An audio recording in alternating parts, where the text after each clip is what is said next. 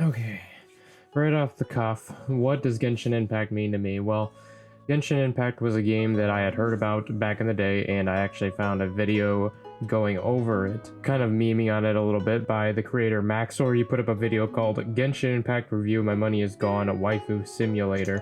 And at first I didn't really take it too seriously because it was a good video, but I was actually in the market for another game that I could put a lot of time into. And without going too far into the details of what was going on, I had a lot of stuff that was transpiring at my house, a lot of stuff that was very stressful, and a lot of stuff that was going on in my head and everything that was going on around me. A lot of not knowing where my headspace was at and knowing how I needed to go about certain things. I finally decided, after talking to some of my buddies who kind of goofing on me, saying that like as soon as I'd get into it, I'd get like addicted to all the gacha elements, and I'm a big fan of anime and stuff like that, and they told me that I would totally get addicted to the gachas and I would basically go bankrupt and everything. Well, when I had started to play Genshin, I kind of felt like those those daily stressors were kind of going away, and like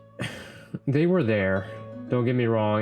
I couldn't fully escape into the game, but they were there, and Genshin just allowed me to sit and play a YouTube video or a Twitch stream and basically play the game how I wanted to play it. Now, this is again coming from somebody who's still rather new to the game compared to everybody else who has been playing it since it came out. I'll also be the first to admit that it wasn't the story that got me into Genshin. I'm sure you can understand why I got into Genshin. I'm sure it's the reason why a lot of people get into Genshin.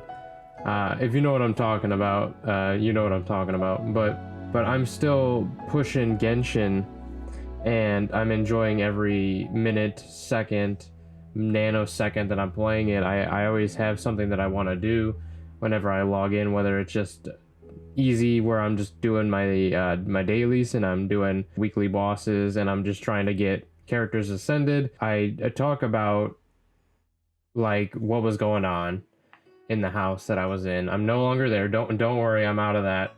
And I'm able to enjoy Genshin more because of it. But when it wasn't the story, it wasn't the waifus or the husbandos, it wasn't the gameplay, it wasn't a better word to say that it wasn't particularly one of those things.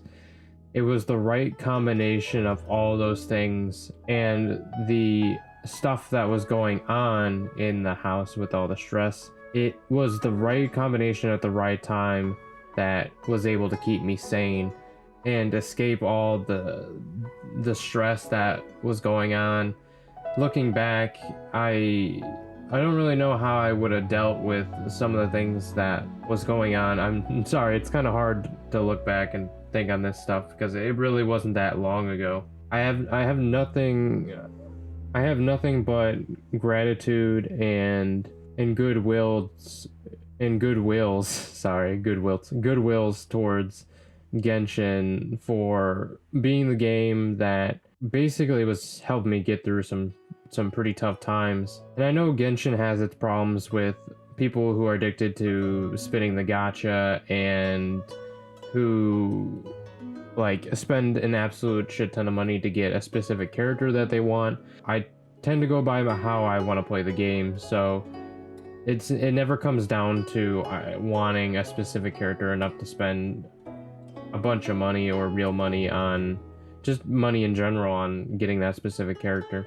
Now I can understand, I have seen some posts about people have been wanting to quit Genshin recently. It's hard for me to put myself in their shoes, especially with me being new to Genshin. I don't have those things that a lot of people who have been playing since day one have developed, whether they're so far in and they don't have any content, or they're trying to min-max their characters, so they need to do certain grinding things every day and the chances of getting their drops are really low, or if they want like a specific weapon or character and they need to spin the gacha to get it. This isn't usually the type of video that I normally make, but with me starting to make Genshin Impact videos on my channel is kind of a new thing that I'm trying out.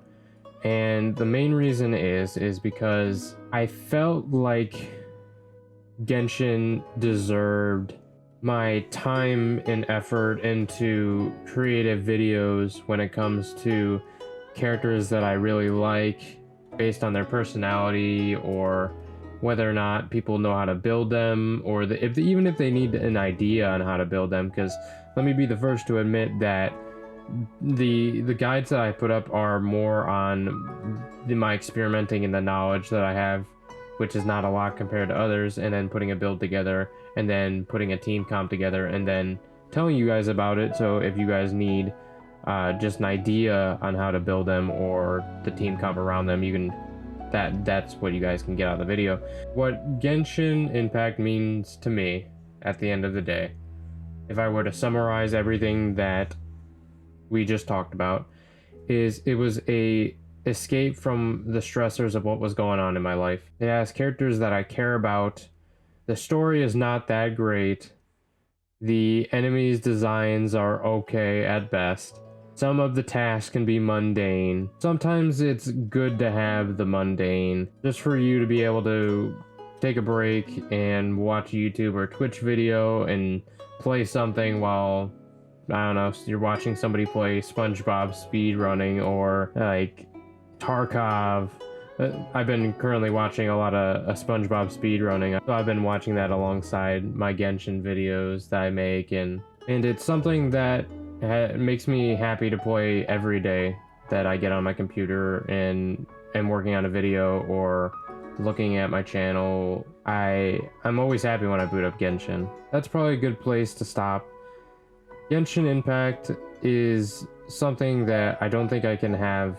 I will never regret the time that I put into Genshin, and I will never regret the times surrounding Genshin and it being there when I really needed it.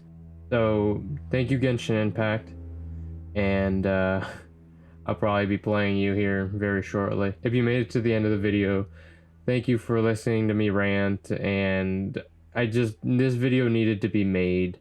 I wanted to make sure I had this saved for posterity reasons later down the line when I look back and realize where I was during that specific time. I love all you members of the Annex family or the Annex crew. Hit that like button, leave a comment. I read and I like to respond to whatever I can get my hands onto. I just want to end the video by saying Arataki numero uno Ito is still the best and will be my favorite. Peace, guys.